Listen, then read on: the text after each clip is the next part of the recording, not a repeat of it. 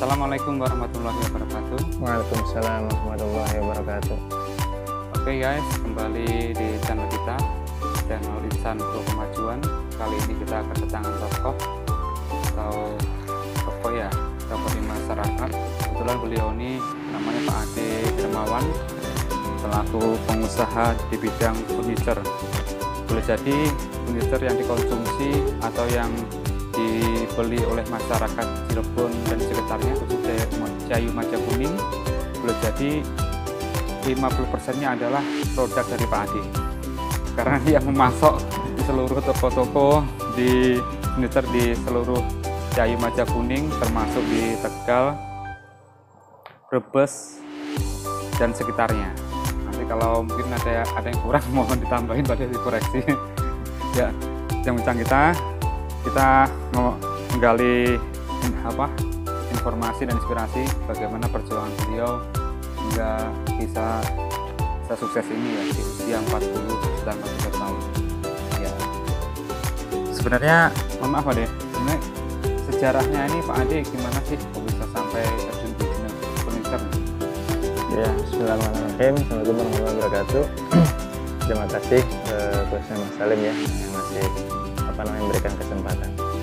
Kalau sejarah itu memang cukup panjang, dimulai dari semenjak kuliah ya.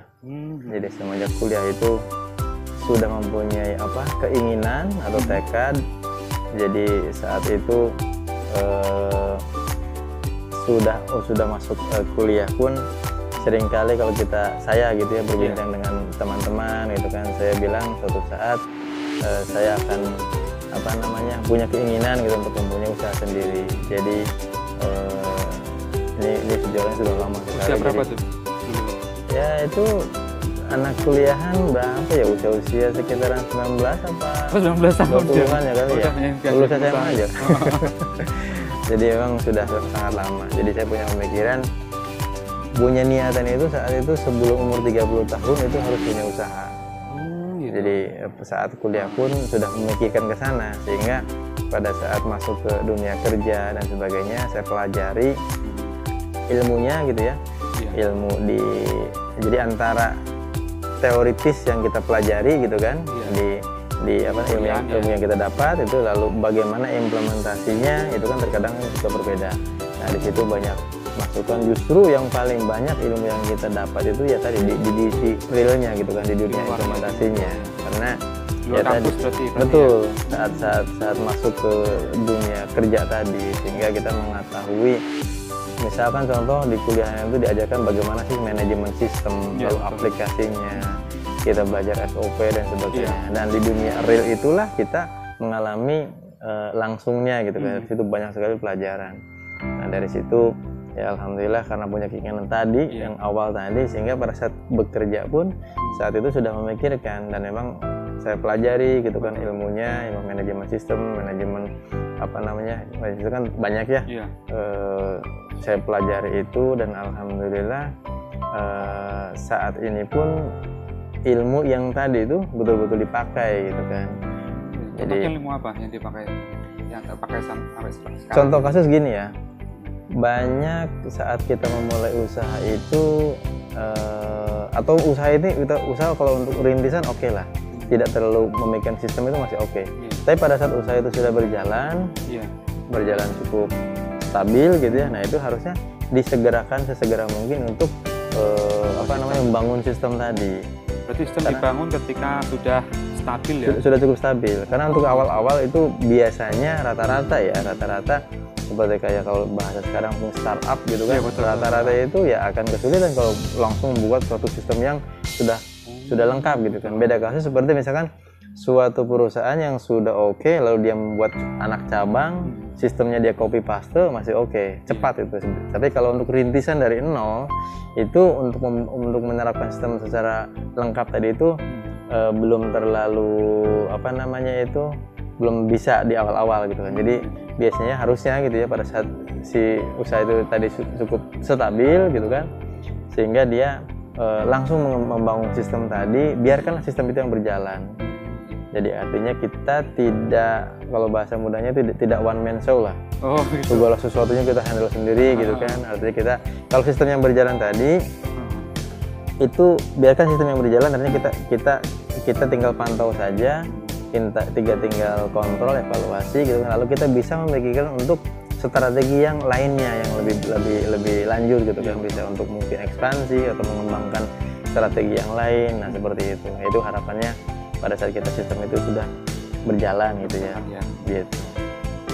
Ya, menarik. Terus ini guys ya, kita jangan melihat di posisinya beliau yang sekarang ini, karena beliau sudah stabil banget, karena udah banyak, udah ada sistem, udah manajemen udah rapi, ada SOP, ada KPI-nya macam-macam, udah luar biasa ya. Tapi kita jangan melihat di posisi yang suksesnya sekarang. Kira-kira perjuangan dan kejuangan yang seperti apa dulunya? Pernah nggak mengalami gagal Pak De? Kalau gagal sudah pasti, karena pada saat seseorang itu mau masuk ke dunia entrepreneur harus siap gagal. Oh gitu. Jadi kalau nggak siap gagal itu akan repot nanti, karena ini kita bicara mental ya.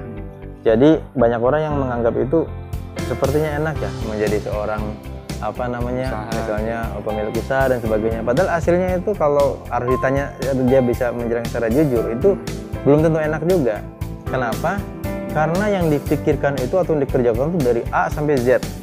Beda kasus kalau kita menjadi seorang karyawan, kita sampaikan bagian itu saja gitu kan, bagian A saja job desk-nya gitu kan. Nah pada saat kita menjalankan suatu usaha, kita harus mau nggak mau tuh menghandle keseluruhan. Nah tadi kalau bicaranya kegagalan itu sudah hal yang lumrah kita mengalami. Kira berapa itu. kali gagalnya kalau yang Pak Ade ingat?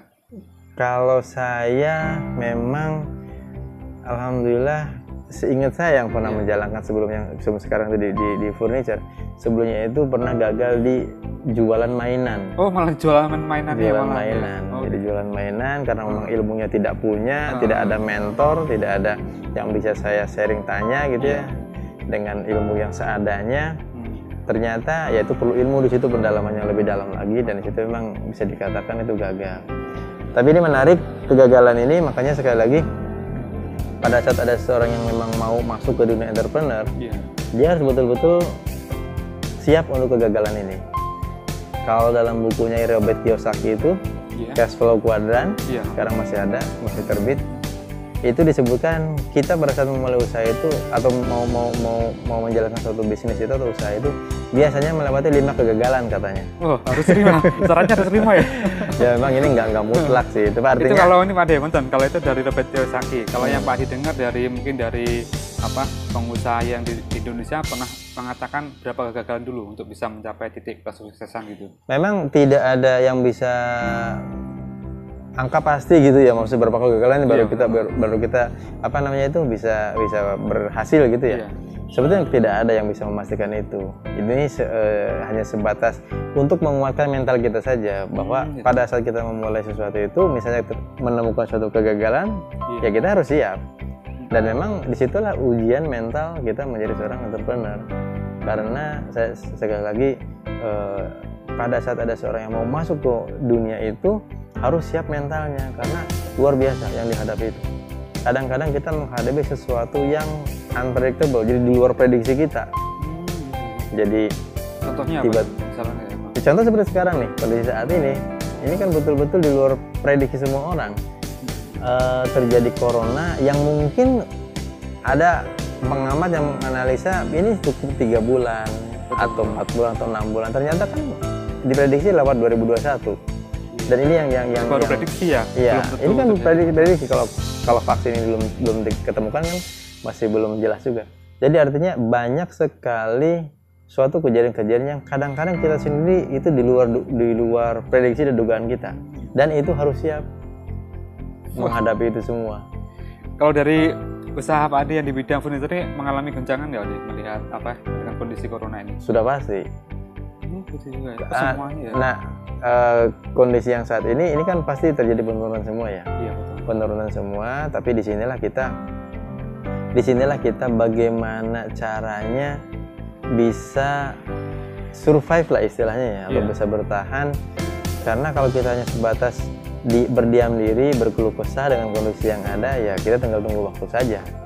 Nah, disinilah kita diuji sebetulnya. Ini merupakan ujian semua.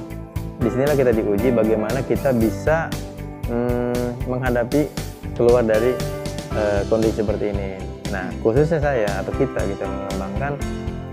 Memang sudah dari kemarin sebetulnya kita kembangkan salah satu strategi yang lain gitu kan, untuk gitu, mengantisipasi ini, sehingga ya alhamdulillah di saat pandemi seperti sekarang kita alhamdulillah tidak ada yang dirumahkan. Gitu. Lalu juga kita malah ekspansi ya ekspansi ke mana, ke wilayah lain gitu kan. Malah bisa ekspansi malahan. Ya itu bagian dari bagaimana kita mengantisipasi atau melakukan suatu strategi gitu kan, supaya ya kita pilihan cuma dua, diam, tidak melakukan apa-apa gitu kan. Ya kita tinggal tunggu waktu saja, atau kita melakukan sesuatu nih, melakukan suatu strategi gitu kan. Jadi jangan pernah takut untuk melakukan suatu strategi apapun gitu ya, selagi itu sekiranya kita sudah ada hitungan yang baik gitu kan.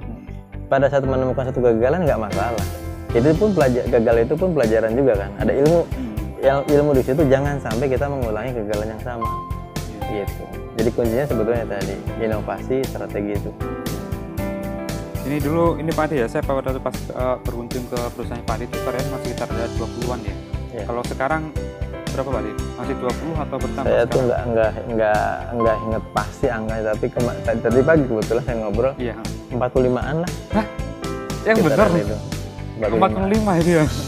Gila guys. Tapi angka pastinya mesti dicek lagi. Sekitar 6 bulan yang lalu ke sana itu masih berapa ya? 6 bulan, ya sekitar 6 bulanan lah gitu.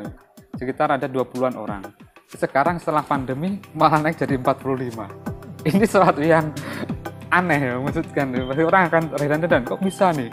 Yang lain di mana perusahaan yang lain pada merumahkan karyawannya, melakukan efisiensi, mengurangi pengeluaran ya. Ini malah tambah karyawan. Tentu nanti kita ulas ya. Sebenarnya ngopi dulu ya guys ya. Minum dulu. Oke.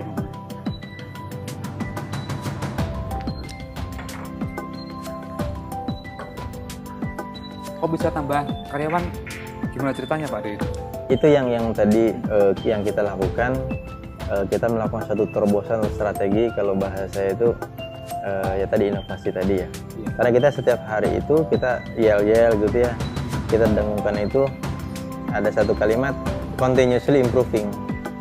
Jadi kita harus melakukan suatu perbaikan apapun itu, sekecil apapun, tapi dengan continuous, dengan terus-menerus. Nah itu bagian dari itu sebetulnya. Jadi kita memang tiap hari ada yel-yelnya di perusahaan? Ada. Tiap hari ada. Itu kalimat itu selalu kita jadi semacam kayak sugesti gitu ya. Betul, lakukanlah perbaikan secara terus-menerus. Nah, pantesan. Itu continuous improving. Kita memang selalu selalu semangatkan mengenai kalimat itu. Artinya yang kita lakukan sekarang pun sebenarnya bagian dari itu juga. Kita melakukan satu strategi dikala ya tadi orang lain mungkin terjadi misalkan ya penurunan atau perumahan dan segala macam. Ya kita alhamdulillah sebetulnya dengan melakukan terobosan atau strategi tadi itu, sehingga kita ya alhamdulillah bisa survive gitu ya. Lalu juga ya sekarang lagi coba kita ekspansi. Ini kita coba ekspansi yang di luar wilayah kita ini, khususnya kita di Bandung ya. Ini menjadi uji coba juga, pilot project yang kedua. Sebenarnya yang pertama di Cirebon ini, yang Bandung ini pilot project yang kedua. Insya Allah kalau misalkan memang sesuai dengan prediksi kita, sesuai dengan analisa kita bisa copy paste lagi tuh di wilayah lain. Mungkin insya Allah kalau nggak di Jogja, Semarang atau Purwokerto, nanti kita pilih wilayah mana yang kira-kiranya memungkinkan potensinya. Keren ya. Ini itulah gitu. Ya selama ini, mohon maaf selama ini kan kita lagi booming ya di sosial media itu, para pengusaha menggunakan kayak Google Ads, FBS atau ya biaya-biaya yang pakai iklan lah di sosial media. Kalau Pak Ade ini sejauh mana menggunakan itu? Nah itu juga kita manfaatkan semua itu ya. Tapi kita ya sekali lagi dari semua media atau channel distribusi ya, itu kan itu bagian dari channel distribusi. Maksud saya ada dari media sosial, misalkan menggunakan media Facebook, Instagram, WhatsApp dan sebagainya gitu, termasuk YouTube gitu ya. Lalu juga marketplace dan sebagainya. Kita semua coba itu sebetulnya. Facebook Ads segala macam kita coba, tapi yang belum kita coba Google AdSense kita belum. Tapi sejauh ini ada yang misalnya seperti Facebook Ads gitu ya, ternyata ya khususnya barang kita nih, saya nggak tahu kalau di barang yang lain, kitanya kalau menurut kita kurang efektif. Kita efektifnya lebih ke sisi yang tadi marketplace. Marketplace itu kan bisa marketplace yang Facebook sendiri atau marketplace yang ada di seperti di Indonesia ya, Shopee, Lazada, Bukalapak, Tokopedia dan sebagainya. Gitu. Jadi kita memang optimalkan semua itu. Ya alhamdulillah dari situ terus dievaluasi ya Mas ya. Ya, ini kita terus ya itu bagian dari continuously improving tadi sebetulnya. Terus di apa namanya itu, dianalisa, dievaluasi apa yang kira-kiranya kurang dan sebagainya gitu kan, untuk diimprove ya, diperbaiki gitu kan. Ya alhamdulillah kita mengarah ke sana karena sekarang kita bisa prediksi pemutus atau pengambil keputusan untuk pembelian suatu produk. 3 tahun atau bahkan dari sekarang sebetulnya sudah sedikit bergeser, sudah banyak bergeser malah. Artinya contoh gini, anak kalangan muda yang sekarang baru usia nikah, lalu usia anak satu atau apa gitu kan, ini mereka sudah terbiasa dengan digital. Dengan digital. Kalau era yang cukup tradisional gitu ya, itu usia di atas anggaplah 45 tahun atau bahkan di atas 50 tahun. Kalau yang 45 tahun ke bawah itu biasanya sudah care terhadap digital. Apalagi anak-anak yang katanya milenial tadi yang sekarang sudah pada menikah segala macam. Jadi rasanya 2-3 tahun atau bahkan ya 2 tahun ke depan gitu kan. Ini pola beli atau pola transaksi akan sangat berubah drastis. Jadi artinya kita nggak perlu lagi istilahnya toko offline gitu ya yang dengan biaya besar gitu kan, artinya buka toko segala macam. Kita nggak perlu seperti itu. Sekarang sudah eranya tadi digital dan itu lebih efisien. Kita bisa menjangkau juga ke seluruh wilayah yang tanpa batas tadi. Kalau dulu kan istilahnya kalau kita mau menawarkan suatu produk harus kunjungan, harus datang gitu kan ke tempat yang jauh gitu. Sekarang gitu ya presentasi kita kan nggak perlu. Ya seperti kasus seperti yang sekarang di tim kita yang ada di Bandung itu marketingnya ada di Cirebon. Marketingnya Cirebon? Ya. Kok bisa? Itu tadi, jadi karena tidak digital marketing tadi kan tidak berbatas kan. Iya. Jadi kita bisa lakukan misalkan contoh kasus suatu saat misalnya gitu ya buka cabang di NTT, orangnya dari sini bisa. Gitu. Sangat memungkinkan. Kalau barang-barangnya kecil sangat memungkinkan lagi lebih bisa karena kan ekspedisi sekarang menjangkau seluruh wilayah. Kalau kita kebetulan karena kita publikasi besar, jadi kita siapkan di sana. Contoh di luar kota ini kita siapkan gudang, kita siapkan tim kirim, kendaraan dan sebagainya gitu kan. Seperti itu. Menarik. Terus itu guys ya, menarik guys ya. Itu misalnya kita dengan Pak Hermawan, mungkin kita perlu ini ya, barangkali perlu tips trik atau pengetahuan dasar apa sih harus dimiliki atau harus pengetahuan dasar dan sikap mental seperti apa yang dimiliki oleh startup terutama ini, biar dia bisa jadi pengusaha yang maju gitu. Nah ini kalau ini berdasarkan pengalaman sendiri. Kalau boleh saya sedikit sharing, khususnya muslim ya, khususnya muslim karena kita sekiranya bisa kita perbanyak karena entrepreneur muslim ini kita perlu sedikit ya masih sedikit gitu artinya kita perlu perbanyak gitu kan. Nah jadi yang pertama itu kita harus luruskan dulu niatnya. Jadi pada saat kita masuk ke sisi atau bidang entrepreneur tadi itu kita luruskan niat, kita mau apa niatnya. Yang pertama itu dulu. Karena kalau kita artinya gini, jangan sampai kita niatkannya itu hanya sebatas untuk materi tadi. Jadi sangat kecil lah maksudnya kalau hanya sebatas itu ya. Jadi kita usahakan niatkan itu betul-betul kita untuk membantu orang lain dengan kita menjadi tadi masuk ke bidang entrepreneur itu banyak yang kita bisa lakukan gitu kan. Jadi ya tadi yang pertama gitu ya, luruskan niat. Jadi kita mau apa gitu kan. Kalau misalkan hanya sebatas mencari materi, saya rasa sangat sempit gitu ya pemikiran seperti itu. Jadi usahakan kita lebih luas, kita niatkan untuk membantu orang lain juga. Nah terus pada saat kita sudah niatkan seperti itu ya tadi jalankan atau ikuti ya ikuti aturan-aturan khususnya kaidah kita nih muslim kita agama Islam gitu. Artinya syariat-syariat itu kan ada fikih muamalah dan sebagainya gitu kan. Itu kita pelajari. Jangan sampai karena ketidaktahuan kita atau ketidakkuatnya keyakinan kita gitu kan, akhirnya kita masuk kepada yang dilanggar sama syariat. Contoh nih ya, contoh yang paling real dan ini sampai sekarang masih terjadi. Kita masuk ke bab riba misalkan. Ya, dengan alasan apa? Modal kerja untuk penambahan ekspansi dan sebagainya, akhirnya tanpa sadar dia masuklah ke bagian atau bab riba tadi. Kita semua tahu bahwa riba itu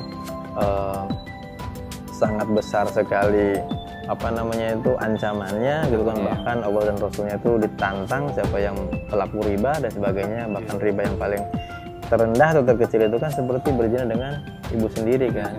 Ya itu jangan sampai kita masuk bab sana. Jadi ya tadi luruskan niat. Yang kedua pelajari kaidah-kaidah atau fikih muamalah lah, bagaimana kita bermuamalah secara islami dan sebagainya gitu. Insya Allah kita fokuskan atau diniatkan untuk mencari tadi ridha Allah tadi. Insya Allah kalau kita mengikuti jalur yang benar, Allah ridho gitu kan, kita berkah. Nah arah ke sana. Nah, jadi dengan kita menjalankan syariat dengan baik gitu ya, kita artinya ya insya Allah mudah-mudahan selamat baik itu di dunia dan di akhirat kan gitu. Dan juga dengan ya setidaknya dengan kita menjadi seorang entrepreneur, niatkan juga, sisihkan gitu kan rezeki yang kita punya untuk mungkin membantu, bisa dengan sedekah, infak, wakaf gitu kan, dengan membantu fakir miskin, zakat sudah pasti gitu kan, zakat perniagaan dan sebagainya. Membangun pesantren, masjid dan sebagainya. Jadi bahkan di situ kan banyak ayat ya yang menyebutkan bahwa pada saat kita menafkahkan di jalan Allah gitu kan, atau meminjamkan kepada Allah itu sebetulnya bukan untuk di akhirat saja, pasti di dunia pun akan diganti kan dengan kelancaran usaha kita dan sebagainya gitu kan. Nah, jadi itu kalau boleh kasih sedikit masukan atau saran, jadi usahakan ke arah sana. Jadi jangan sampai kita niatkan hanya sebatas mau masuk ke bidang entrepreneur, yang kita pikirkan hanya materi saja gitu kan. Jangan seperti itu, karena sekali lagi banyak juga yang lalai akhirnya kan dengan dititipin materi yang tadi kan, godanya besar. Kita merasa mungkin ada gitu kan, akhirnya bisa ke sana sini yang nggak baik gitu kan. Ujung-ujungnya kan kepada ketidakbaikan. Nah apakah itu yang kita tuju gitu kan? Enggak juga. Nah ini sekali lagi untuk juga membentengi maksudnya. Jadi sebelum kita masuk, kita basic pelajaran atau basic yang hal-hal yang tadi itu yang mendasar tadi kita pahami dulu, supaya untuk melangkah ke depannya itu kita aman lah gitu maksudnya. Kita sekali lagi berharap ridha Allah tadi gitu. Iya, itu kalau dari perspektif ini ya, pengusaha muslim ya. Itu tadi ya, berarti fondasi yang harus disiapkan adalah dari niat awalnya usaha itu untuk apa gitu ya. Terus jangan lupa jalankan syariat Islam, jangan sampai menabrak tentang fikih muamalah, tentang kaitan dengan perjanjian, memenuhi akad, tepat janji, nggak berbohong, nggak berbuat curang, berbuat adil dan lain sebagainya. Itu kalau dari perspektif agama itu fondasi memang harus dikuatkan, itu memang tepat sekali. Terus yang selanjutnya adalah kalau kaitan dengan untuk skill bisnis, pemahaman atau dasar apa yang harus disiapkan untuk startup itu, yang harus dikuasai mungkin. Untuk memulai ya? Ya. Untuk memulai ini ya. Untuk memulai ya. Sebetulnya sudah banyak sih ya. Kalau kita lihat itu sekarang lebih mudah sebetulnya untuk mencari atau searching ilmu-ilmu yang berkaitan dengan entrepreneur nih ya. Banyak seminar, banyak buku-buku mungkin gitu kan. Yang hal seperti itu. Tapi memang pada saat kita mau terjun ke entrepreneur itu sebetulnya ada beberapa tips atau beberapa ini. Contoh kasus maksudnya gini, misalkan kita mau memulai suatu usaha. Saya mengibaratkan seperti kalau kita mau menaiki sebuah gunung, yang gunung itu belum pernah kita daki gitu kan. Pilihan itu ada dua. Kita menggunakan jasa guide, penunjuk jalan, atau kita sendirian. Wah, ini persis sebetulnya. Berpotensi tersesat nih ya. Nah, pada saat menggunakan jasa guide, ini kemungkinan tersesat itu lebih kecil, meskipun ada saja gitu kan tersesatnya atau enggak gitu, jadi istilahnya gagal gitu kan. Tapi akan lebih kecil resikonya kan. Betul. Nah, nyampenya pun biasanya lebih cepat. Yang kedua, pada saat kita tidak menggunakan apa namanya itu jasa guide tadi misalkan gitu kan, atau pendamping lah ya. ini kita bisa tersesat. Yang lain sudah nyampe dalam hitungan misalkan 4 jam ke puncak gitu, kita bisa 8 jam atau 10 jam gitu kan. Nah, ini pilihan-pilihan ini kalau boleh saya sarankan, kalau kita mau masuk ke bidang tertentu, masuk memulai suatu usaha, kalau sekiranya bisa, carilah guide, carilah mentor yang memang dia menguasai bidang itu. Karena tidak semua mentor tuh, misalnya gini, ya maaf, saya kebetulan di bidang furniture. Kalau saya ditanya kuliner, nggak ngerti saya. Sama orang kuliner pun yang meskipun dia sudah berpengalaman, tanya mengenai bidang apa ya, telekomunikasi, nggak ngerti juga. Karena harus belajar. Jadi tidak ada ya seseorang yang menguasai semua bidang, tidak ada sebetulnya. Nah, kembali kepada itu, usahakan kita kalau misalkan mau mengarah ke bidang apa, pelajari dulu ilmunya itu, dan kalau sekiranya bisa, carilah mentor. Carilah orang yang sudah menekuni bidang itu, sehingga potensi kegagalan kita itu resikonya lebih kecil. Lebih kecil. Nah, itu yang pertama ya mungkin ya, untuk bisa memulai tadi itu. Harus ada mentor berarti ya. Ya, harus ada mentor. Yang kedua, sekiranya bisa ya, ini juga sama dari bukunya Cash Flow Quadrant tadi, Robert Kiyosaki, dia menyarankan pada saat kita memulai usaha itu, usahakan, jadi kadang kita berkaitan dengan dana ya, dengan modal tadi ya. Usahakan pada saat kita mempunyai dana itu jangan sampai dihabiskan di satu bidang yang kita memulai. Contoh kasus, kita punya 10 juta nih, misalkan. Jangan sampai 10 juta ini dicoba dengan uji coba gitu, dengan usaha yang apalagi tanpa mentor tadi gitu kan. Ini karena dalam usaha itu tidak seperti matematik. 2 tambah 2 4, nggak seperti itu. Ini 2 tambah 2 bisa -1, bisa 6, bisa 8. Itu yang terjadi nih ya, yang saya yang saya alami. Jadi hitungan kita sudah benar segala macam gitu ya, tapi pada prakteknya kadang-kadang belum tentu juga sesuai dengan harapan kita. Jadi ini juga untuk kaitan dengan misalkan dana tadi, usahakan jangan sampai dihabiskan dalam satu trial bidang usaha. Jadi usahakan dari 10 juta itu bikinlah sekitar 3 bidang usaha. Antisipasi maksudnya. Jadi pada saat saya kalau sebutkan itu simpelnya, kalau kita mau menjadi seorang entrepreneur tuh harus punya 3 nyawa. Kayak kita main game. Oh gitu. Kan gitu kalau saya saya jarang main game atau nggak pernah malah. Kalau main game kan mati 1 masih ada nyawa 2 gitu kan. Nyawa ketiga. Nah, ini sama seperti kita masuk memulai usaha. Jadi artinya tadi berkaitan dengan dana tadi itu, jangan sampai dana yang ada yang ada kita sekarang dihabiskan di bidang yang satu yang pertama gitu kan. Karena potensi kegagalan itu besar. Jadi lebih baik kita bikin 3 kali. Jadi pada saat jatuh pertama bisa bangun, yang kedua jatuh yang kedua bisa bangun yang ketiga. Jadi kita nafasnya itu ada 3. Ada 3 betul. Kalau cuma 1 nih yang kita modal yang pertama kali dihabiskan, sudah nggak punya nafas yang kedua, ketiga nggak ada. Jadi istilahnya probabilitasnya mungkin ya secara itu akan potensi untuk berhasil itu mungkin. Apalagi kita ada mentor tadi, sebetulnya bisa diminimalisir tadi dengan mentor tadi.